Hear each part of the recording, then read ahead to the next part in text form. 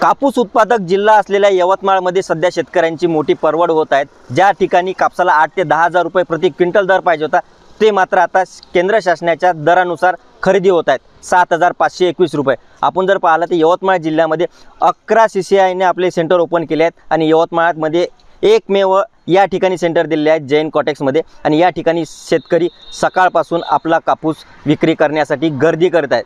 खुल्या बाजारामध्ये किंवा खाजगी बाजारपेठेमध्ये 6800 ते 7000 पर्यंत भाव दर मिळत आहे। मात्र हा दर उत्पादनाच्या तुलनेत कमी मिळत असल्याने शेतकरी आता CCIकडे ओढा वाढलेला आहे आणि त्यामुळे सकाळपासून या ठिकाणी गर्दी होत आहे।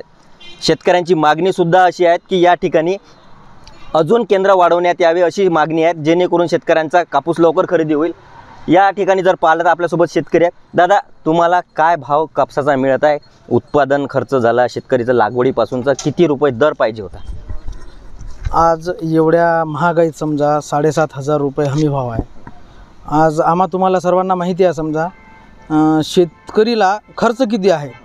सुरुवातपासून समजा आज नांगरणी झालं, रोटारेटर झालं, पेरणी झालं, त्याला खत झालं, निंदन झालं, डवरं झालं, याचं जर टोटल जर काढलं समजा तर एका क्विंटलला 7-8 हजार तर खर्चच होत आहे आणि हमी भाव आहे 7500।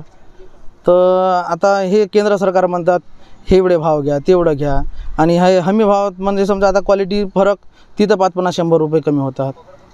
म्हणजे याच्यात कसं होईल बा आमचं? काय भावाची अपेक्षा? आता आम्हाला भाव तर 15,000 दिले तर ऊपर आहे समजा, पण कमीत कमी 8-9-10 हजार रुपये तरी भाव आम्हाला हवं। म्हणजे त्याच्यात पण समाधान आहो आम्हाला 9,000 दिले तरी आम्ही समाधान आहो। पण आता एवढ्या महागाईत समजा 7,500 काय होतात?